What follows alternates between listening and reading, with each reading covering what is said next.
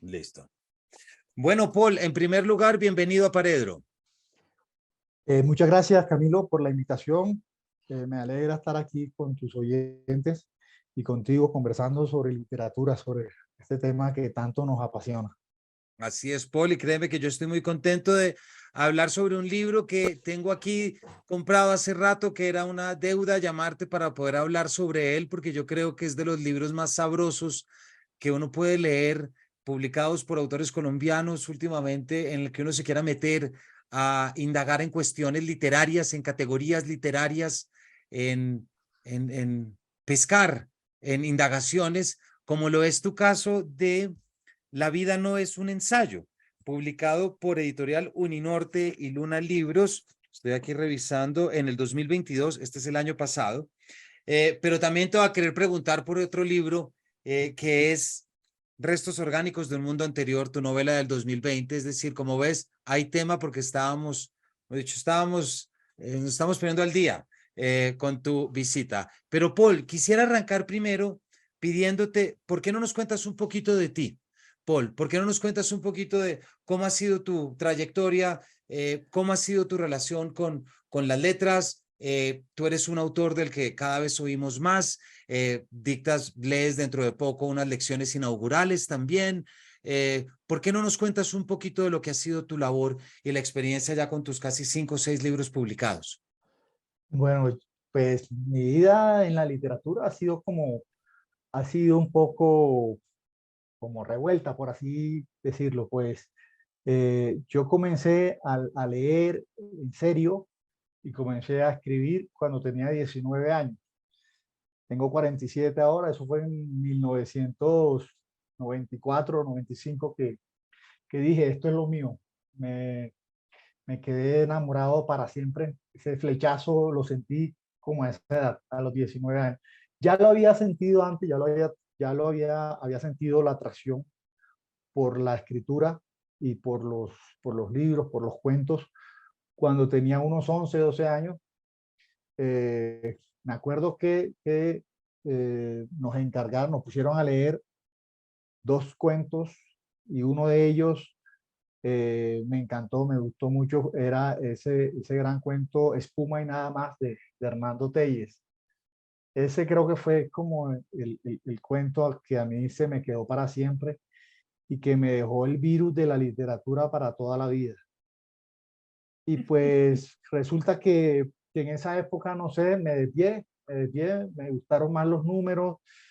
También fue algo que me sucedió para la misma época. Nos pusieron a escribir un cuento. Yo en esa época era muy mal estudiante, no hacía tareas, no estudiaba y tenía muy mala fama con la profesora. Y la profesora, siempre que nos ponía una tarea, nunca la hacíamos. Yo nunca la hacía, nunca la hacía. ¿Sí? Era el niño más vago del mundo. Pero resulta que cuando nos pidieron hacer un cuento, esa tarea sí me gustó. La escribí el cuento encantado, hice la tarea con una fascinación total. Y me acuerdo que mi mejor amigo también se animó porque compartíamos los juegos y de ahí también siento yo que la literatura para mí tiene que ser un juego, tiene que ser algo que divierta. A mí me parece absurdo cuando alguien me dice que un libro es infantil. Y yo, pero si todos los libros son infantiles, todos los libros son lúdicos. Si un libro no es infantil, no es libro, no es literatura, porque no está rescatando ese carácter juguetón que debe tener la literatura, de exploración, de asombro, de primera vez, ¿no? Y pues esa primera vez recuerdo que la hice totalmente absorbido por la pasión de escribir, el placer de la escritura. Y me acuerdo que mi amigo no se le ocurría nada. Entonces yo le dije, hombre, escribe, yo tenía ya como 3 cuentos en la cabeza y le dije, escribe este y se lo dicté. Prácticamente le dicté el cuento. Cuando llegamos al colegio al día siguiente, la profesora dijo, no puedo ponerlos a leer a todos, son muchos.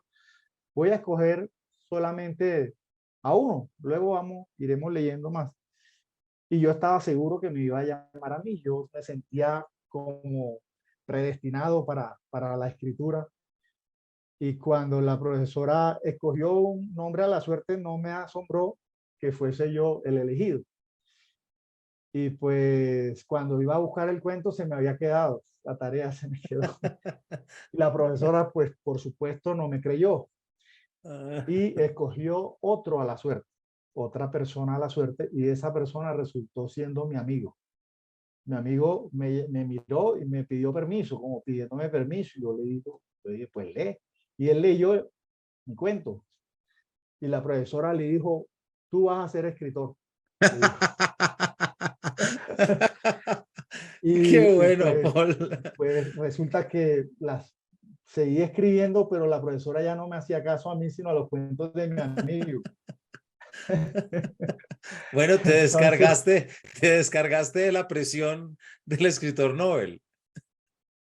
pues sí, porque no tuve la presión, pero lo que sí hice fue que a mi amigo, eh, no sé, empezó a irle muy bien y empezó a escribir cuentos muy buenos, ¿sí? Por su propia iniciativa.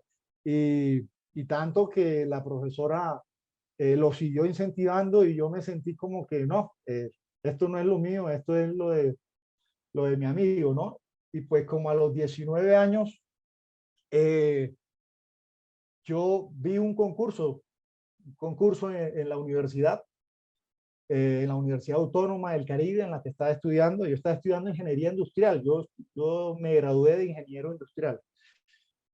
Y estaba como en cuarto semestre y vi lo del concurso, me animé, empecé a escribir la primera línea, pero no me salió más nada. Pasó un año y volví a ver otra vez el concurso, otra edición del concurso. Y yo dije, no, pues seguí de largo y no le presté atención. Pero uno de esos días me encontré con mi amigo, no lo había vuelto a ver desde el colegio y le pregunté, bueno, ¿cómo te ha ido? Me imagino que ya habrás publicado tu primer libro, te habrá ido ya estarás estudiando literatura también. Y él me dijo, no, Paul, yo sí escribí un libro animado por mi profesora, pero sentí que lo hacía más bien para complacerla a ella, para complacer a mis padres, a mis amigos, que no era realmente lo mío, me dijo, ¿sí? Y no sé si es algo místico o tonto, pero me dio un abrazo y yo esa misma noche escribí el cuento, ese que lo había dejado nada más en la primera línea, lo escribí de un tirón, lo mandé al concurso y hice una apuesta, dije, si no lo gano, pues sigo con la ingeniería y sigo con mi vida de ingeniero. Pero si lo gano, pues cambio totalmente y me dedico a esto. Era una apuesta pues absurda porque estaba concursando con estudiantes de periodismo de la Universidad Autónoma, eran 5 puestos, pues eh, lo menos que esperaba era que fuese a ganar, ¿sí? Y pues resulta bueno, quedé primero y ahí sí ya me lo tomé muy en serio y empecé a escribir y a leer como loco, ¿no? Hasta el día de hoy. Qué maravilla, Paul. Y además en el 2007 te ganas el Premio Nacional de Cuento, ¿no? En el 2007, sí, de la Universidad Industrial de Santander. Había vivido un tiempo en Barcelona y ya de vuelta reuní los cuentos que tenía y los mandé a ese concurso, ¿sí? ¿Qué es Los Los, Intrusos? los intrusos, sí, exactamente. No, muy bien. Que hace parte de un proyecto más grande. Es un proyecto que yo le llamo Manual de Intrusiones. Y ya tiene 3 fases o 3 libros o 3 etapas. Los intrusos es el primero, luego viene La muerte del obrero y luego otra sección, otro libro que se titula El Dios de los deseos ajenos, pero en todos está la misma idea de la intrusión. Yo le llamo la intrusión. Entonces, eh, es como algo que vengo escribiendo, algo alcance, y quizás siga escribiéndolo bajo el mismo título. Eh, Genial. es una idea que me la dio en su momento Fiorillo, Alberto Fiorillo. Él me dijo una vez, cuando leyó el prefacio de ese libro, me dijo, pero ¿por qué te tienes que detener aquí? Sigue escribiendo cuentos, siempre buscando ese intruso que sea el desencadenante de la historia, el detonante de la acción. Y yo dije, pues vamos a ver si me siguen saliendo en esa misma línea. Y pues sí, siento que todos están cubiertos bajo la misma carpa. Qué bacano. Pues Paul, muchas gracias. Además, porque ya aquí nuestros oyentes, quienes no te conocen, ya van anotando para la lista. Quisiera preguntarte y que hablemos un poco, Paul, de lo que es tu última novela publicada en el 2020, Restos Orgánicos de un Mundo Anterior, publicado por Seix Barral. Un libro muy bonito, un libro muy evocador, con un título que tomas prestado de un libro que utilizas adentro, ¿verdad?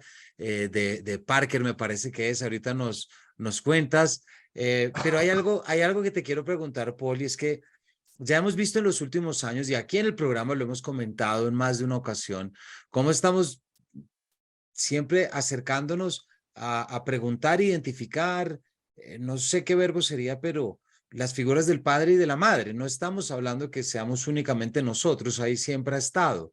Pero me parece que tu texto del 2020, Echando Cabeza, me parece que fue de los primeros, Paul. Por lo menos en territorio nacional, creo que fue de los primeros textos en los que empezó a echar cabeza sobre esto. Y hay un punto que a mí me llama mucho la atención. Tú eres cuentista, novelista, pero si no me equivoco, este no es un libro que salga de la ficción. Este es un libro que sale de la memoria y del recuerdo. Entonces, quisiera que nos contaras cómo creaste estas 42 perfiles, estampas, recuerdos que son los que conforman este mundo, es decir, este mundo anterior.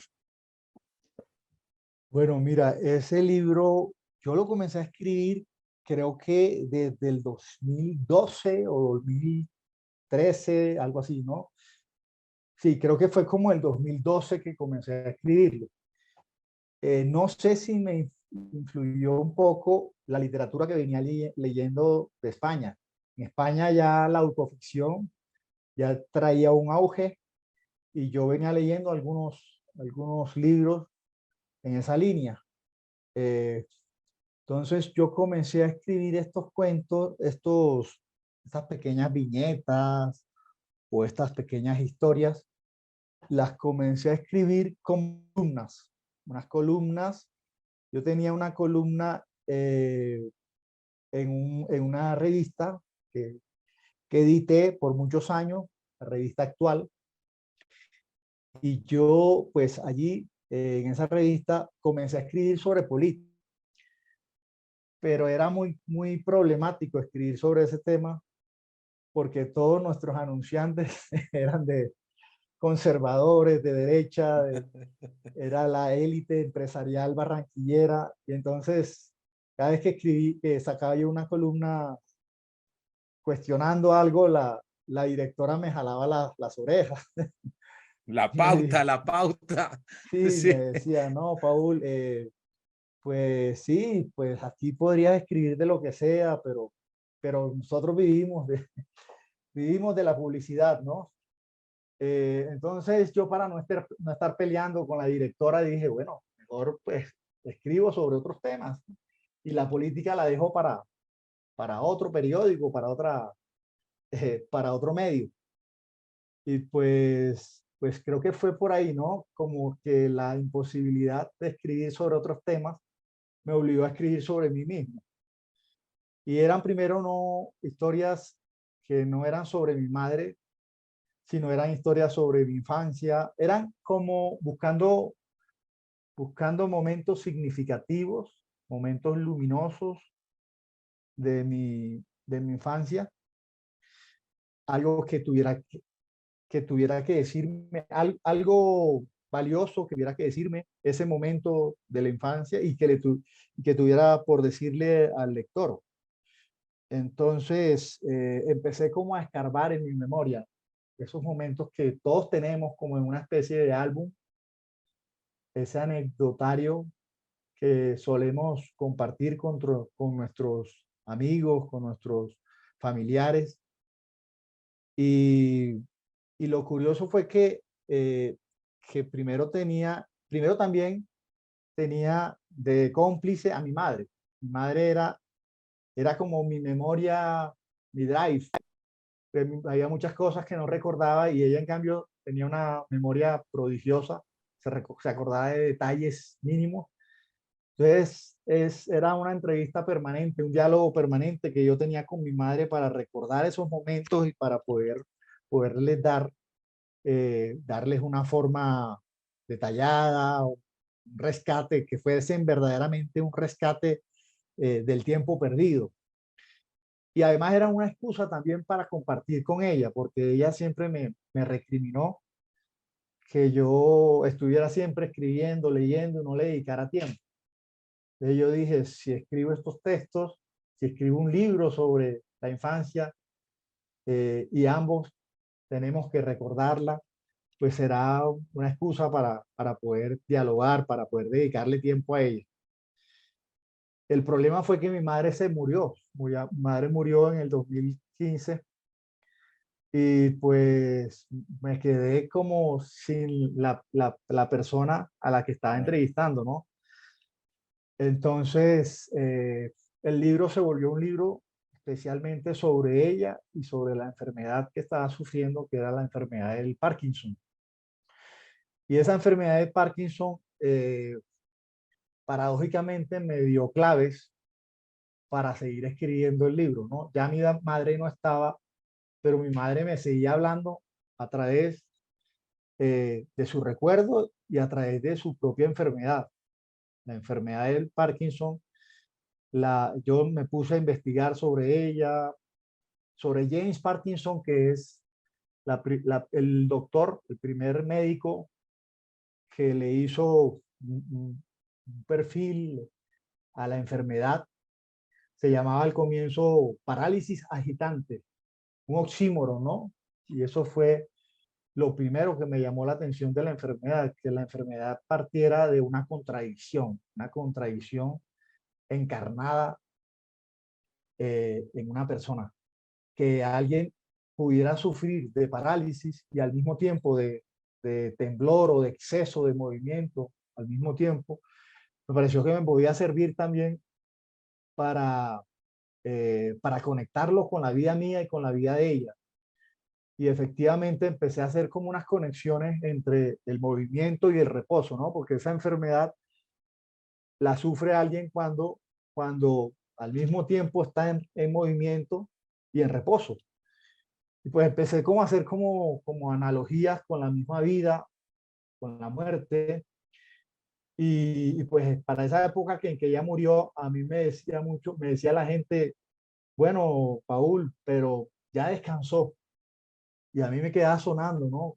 Ya descansó mi madre, o sea, ya está en reposo.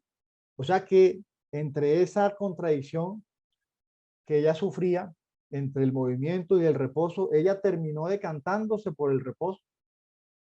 Llegué a la conclusión de que no, que ella terminó decantándose por el movimiento, por la energía total, ¿no? Por la luz. O sea, la muerte no sería el reposo, sino sería más bien el movimiento al máximo, llevado a su máxima expresión. Y bueno, toda la obra terminó siendo un diálogo también con el libro, con ese libro de Parkinson. Primero con ese libro con el que él le dio nombre a la enfermedad, pero luego también con otro libro más grande, que fue verdaderamente el libro al que le dedicó toda su vida ese médico que además era paleontólogo. Y ese otro libro sobre paleontología, sobre fósiles, se titula mi libro, pero en inglés porque no está traducido. Organic Remains of the Former World. Y es un libro maravilloso porque es un libro posa de científico, pero es un libro poético. De hecho, le llama a los fósiles medallas de la creación, que son como momentos relucientes en el tiempo y Qué bonito. momentos, sí, momentos que sirven de puente entre una época y otra.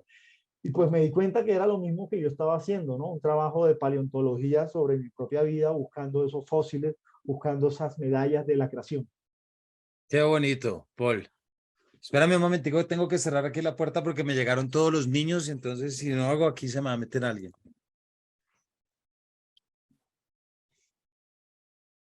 Paul, qué bonito además como entiendes mejor dicho, el juego. Yo es que claro, es de Parkinson el libro, el título que decía se me había quedado Parker, no lo tenía, pero es muy bonito. De nuevo, como tantas y distintas ciencias y disciplinas le hablan a uno en código literario, ¿no? Como tantas veces encuentras en las metáforas del mundo natural y en su estudio tantas cosas internas. Hay una cosa que me llama la atención, Paul, y que te quiero preguntar. Tu libro se publica con el tema que ya nos estás contando, por supuesto, y es un libro que se publica en el 2020, se publica en el aislamiento, se publica en el COVID. ¿Cómo fue la reacción de la gente y de las lecturas? Porque me parece que hay una correspondencia que por supuesto no buscaste porque cómo lo ibas a saber desde el 2012, pero creo Claro. que hubo muchas pérdidas de muchos padres, muchas madres, hubo muchas pérdidas. Entonces me pregunto si tu libro en ese momento cobró algún perfil específico o que tú lo hubieras sabido. Bueno, mira que era un momento de reposo, ¿no? Era un momento Exacto. extraño, ¿no? Porque era un momento de mucho reposo, todos nos aislamos en nuestras casas, la ciudad se detuvo, el tráfico ya no era el mismo, pero al mismo tiempo era un momento de mucha agitación, ¿no? También era un momento de parálisis agitante, la pandemia. Y pues, pues sí, conocí a mucha gente que perdió a sus padres, que perdió a su madre. Era un momento en el que pues, se podía compartir el mismo duelo por la mamá y mi madre. Todavía en ese momento yo seguía en duelo, ¿no? Sentía que era parte del duelo, mi libro. Y lo que sí sentí fue que esos 3 primeros meses que apareció al libro le fue muy bien. Creo que el libro se ha vendido más en esos 3 meses que en el tiempo, que todo el tiempo que ha estado en las librerías durante, hasta hoy, ¿no? Lo curioso fue eso que pues todo el mundo decía que no se estaba vendiendo, ¿no? Pero creo que como siempre ha sido como siempre ha pasado en la literatura, siempre ha sido un reducto, ¿no? El de los lectores, un nicho, y yo siento que no, que creo que en esa época se estaba leyendo más. Luego ya hubo un momento como de mayor ansiedad económica y por supuesto que la curva bajó totalmente, ¿no? Eh, pero yo creo que apareció justo en el momento en que había como cierto equilibrio, ¿no? Y O además como que todavía la... Sí, no, y que el título además es muy diciente para ese momento. Me explico, es sí. decir, es que es la metáfora que implica todo. Restos orgánicos de un mundo anterior.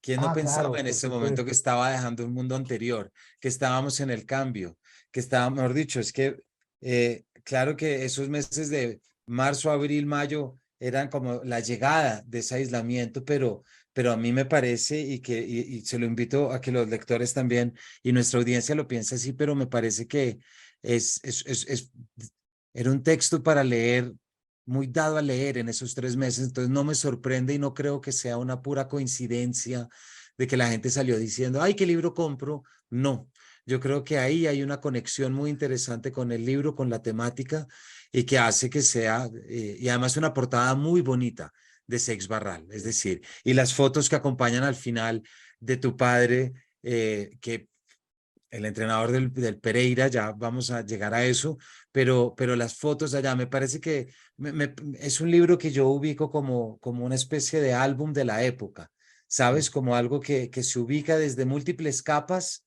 em, y que permitió una lectura distinta. Y te lo repito, como decía desde el principio, yo siento que este fue de los primeros libros que empezó a pensar en eso, que luego se convirtió no en una moda, porque yo no creo que uno deba llamarla así, pero sí en una especie de constante, preguntarnos por las figuras de los padres y de la madre, y lo que tú cuentes de escribir el relato para generar la conversación, quedarse sin tu lectora principal. Me parece que todo está encarrilado y son unos retratos que yo creo, aquí tengo una que quiero leer. Es una imagen que vuelve de vez en cuando. Un amigo de P, en ese momento de 14 o 15 años, peleó con su padre. Forcejearon en plena calle en un raro equilibrio, como engarzados en una danza brusca y al mismo tiempo amorosa. Nadie se atrevía a meterse. Hacía tiempo estaban enemistados y ahora aprovechaban la pelea para tocarse y abrazarse, después de años sin hacerlo. Luchaban, pero a la vez parecían consolarse y acariciarse después de cada tirón, de cada sacudida. Al final quedaron abrazados llorando. A P le conmueve recordarlo. A veces el pasado le envía esas postales y él no sabe dónde archivarlas. Sí, bueno, y ahora que hablas de la pandemia como un punto de inflexión en el tiempo, pues sí, me acuerdo de una autora muy conocida, hindú, creo que es hindú, norteamericana e hindú, o norteamericana de ascendencia hindú, ahora se me olvida el nombre, pero ella decía que la pandemia era un portal, ¿no?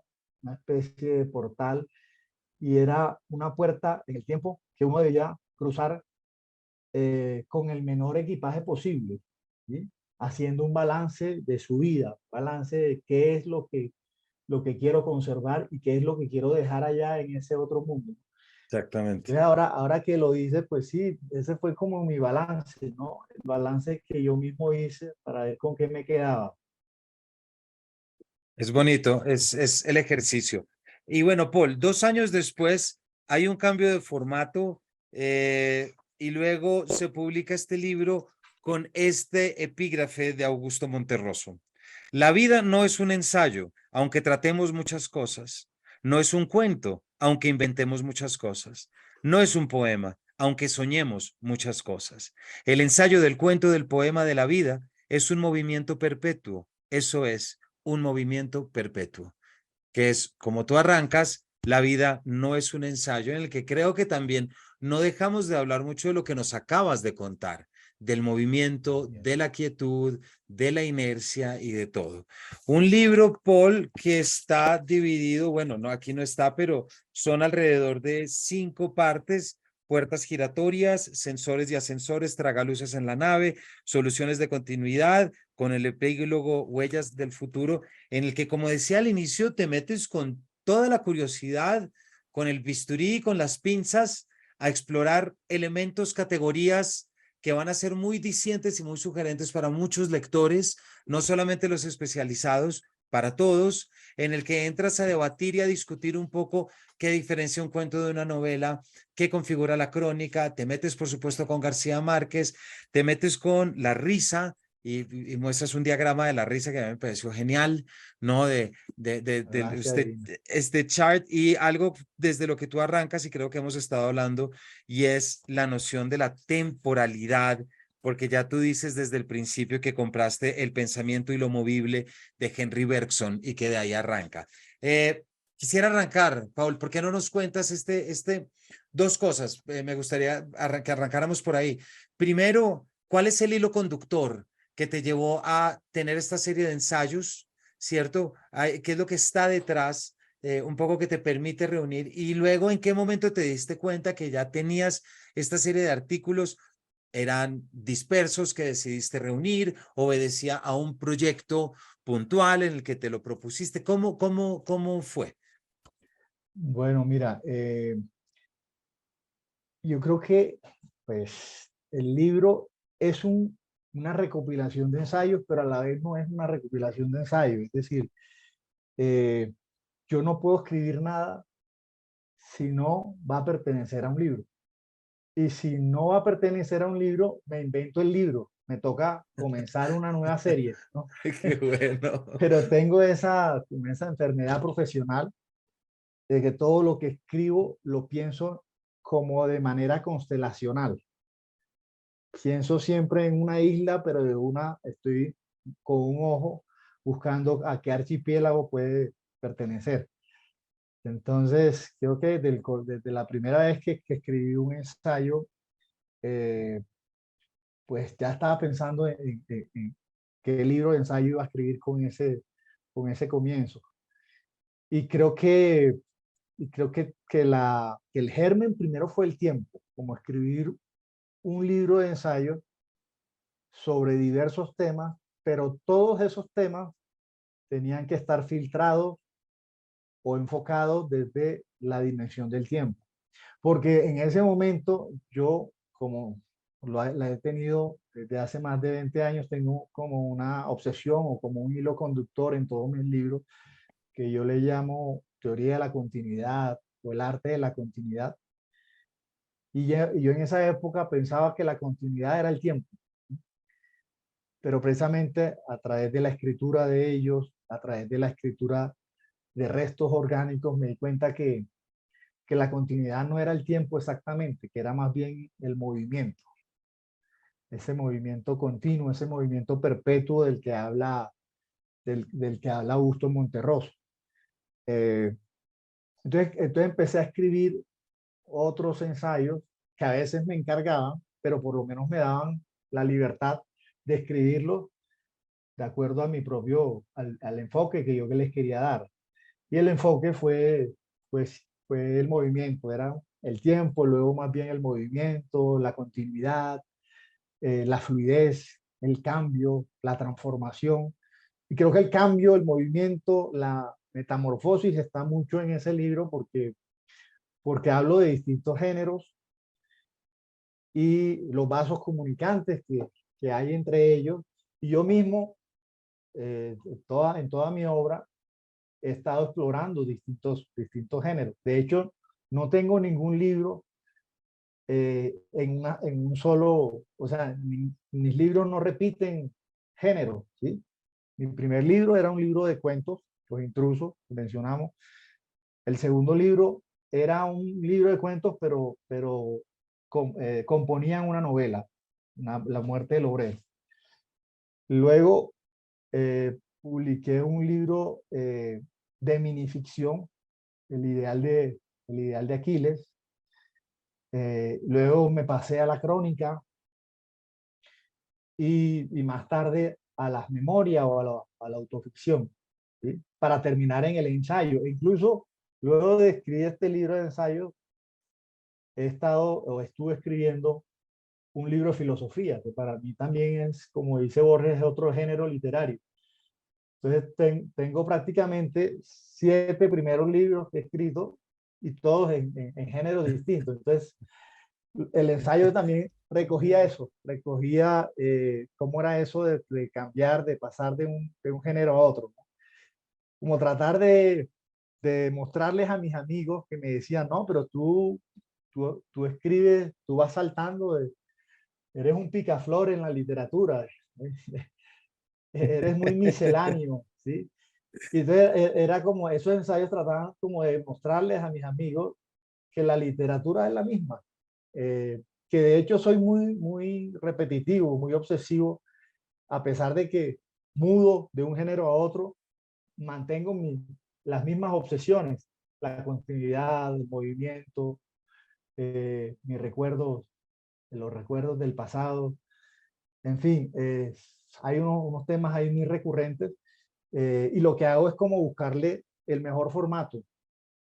Creo que cada narración, cada historia tiene su propia clave, sus propias claves, su propia forma de contarla. Y mira que El ideal de Aquiles era un libro que yo quería escribir hacía mucho tiempo. Yo desde niño he estado obsesionado con la paradoja de Zenón, la de Aquiles y la tortuga. Sí, lo mencionas. Y yo la quería escribir a través del cuento, del género del cuento, que fue el primer género que me cautivó. Pero el cuento no me lo permitía, no me permitía contar o tratar o profundizar en esa paradoja. A raíz de un encuentro que tuve con un gran minicuentista, Guillermo Bustamante Zamudio, que además es el fundador de Bucorio, que es la primera revista de minificción en Latinoamérica. Ese escritor me lo encontré o se me metió de intruso en el premio de la UIS. Me habían escrito, me dijeron, te ganaste el premio de la UIS. Cuando volví más calmado al computador, había otro mail informándome que tenía que compartir el premio porque eran dos ganadores. Entonces era totalmente irónico que el libro se Intruso, llamara Los Intrusos y se me intruso metieran. totalmente, sí. Más Pero mira, performativo imposible. pero mira que en el prefacio de ese libro yo decía que toda historia nueva necesita de la intromisión de alguien. Y pues él Exactamente. fue el intruso que desencadenó esa historia, porque el día de la premiación me regaló Oficios de Noé, un libro maravilloso de ficción. Todo gira alrededor de la historia del arca de Noé. Y a mí se me iluminó enseguida la bombilla. Dije, esto era lo que yo necesitaba encontrar para Para darle poder. forma a ese libro. Un libro también que fuera de pequeñas viñetas, piezas cortas, todas alrededor de la paradoja de Zenón. De Zenón, claro. Sí, Tú, que la minificción me permitía eso, ¿no? El cuento no te permite independizarte de la trama. En cambio, exacto. la minificción, como es tan corta, como son tan cortos los capítulos o las viñetas, te permiten congelar la trama, ¿sí? Y dedicarte más bien a buscar variaciones de ella. Exacto. Y para los oyentes y quienes no han leído este libro, tienes un principio muy sabroso en que haces un ejercicio muy interesante de poner los límites del cuento y la novela, pero la impresión que yo tuve leyéndote, Paul, es que cuando hablas y dices, es que el cuento hace esto mientras que la novela hace esto otro y tal y tal. La impresión que yo tenía por el espacio general que implica estas, llamémoslas disquisiciones en torno a estas cuestiones literarias que te interesan, era que, y este es un motivo por el cual tanto lo invito a la audiencia que lo lea, es que nos haces formar parte de una especie de discusión personal que estás teniendo, pero que no tenemos la impresión de que estés llegando a una verdad absoluta. Y ojo, lo digo de la mejor manera, no que no estés llegando a nada acabado, pero es que ya lo dices, por ejemplo, en el inicio, en el prólogo. La vida no es un ensayo, es un libro sobre literatura y por lo tanto sobre la vida misma, pero tiene un punto de vista filosófico a partir de lo que para mí constituye la esencia de ambas, el movimiento y de lo que en mi opinión es el aspecto fundamental del movimiento, su continuidad. Entonces, cuando uno habla y te lee y empiezas a toparte con estas diferenciaciones entre novela y cuento, en el que dices, es que el cuento hace esto, la novela hace esto, la novela no puede hacer esto, y el cuento, yo en ningún momento me sentí aprisionado por la característica que tú estabas dando, como entrar a discutir con ese autor y decir, no, pero a ver, sino que al contrario, estoy metido en una línea de pensamiento que está trayendo una serie de temas con una bibliografía muy sabrosa y muy rica, por supuesto, en la que se trae, pero creo que esa es la gran esencia y yo creo que ahí reside en gran medida la riqueza de la lectura, que estás formando parte de un ensayo, pero es que la vida no es ensayo, entonces no caes completamente en la constatación y me parece que eso hace que el campo sea muy fértil, sobre todo también para esas conexiones que haces, por ejemplo. Acá tengo una que me gustó muchísimo, está hablando de la página 58, cuando hablas de los intersticios entre verdad y ficción, por ejemplo, en el que hablas de cómo la novela, estás refiriéndote a Crónica de una muerte anunciada, dices cómo la novela potencia esa brecha que contiene irremediablemente la crónica, ¿verdad? La brecha de la cercanía de la este. Entonces, no sé si esto te suena, si fue un propósito o si más bien estás recibiendo como una reacción de un lector. No, mira, que ahora que estabas diciendo eso, y sobre todo lo de la brecha, ¿no? Yo creo que el ensayo es eso, ¿no? El ensayo no es encontrar o plantear el tejido no es desarrollar ese tejido racional, sino buscar la brecha, ¿no? Buscar la hendidura, buscar la fisura dentro de un planteamiento. Y eso mismo creo que lo blinda a uno de no ser dogmático, ¿no? De no ser categórico. Tratar de que en lugar de demostrar una hipótesis, una tesis, lo que vas a hacer es buscar fisuras, buscar hendiduras, discontinuidades en lo que ya se da por sentado, ¿no? Y creo que los mejores ensayos que yo he leído siempre tratan de buscar esa dislocación y no con el ánimo de establecer otra verdad, sino de problematizarla. Claro. Creo que la gracia del ensayo, y más del ensayo literario, ¿no?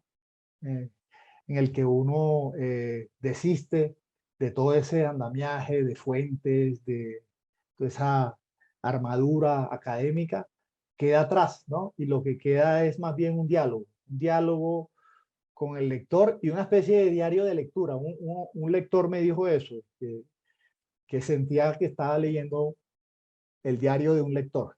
Y me gusta eso porque es el único libro que lo ha escrito, mi único libro que lo ha escrito 100% el lector, no el escritor.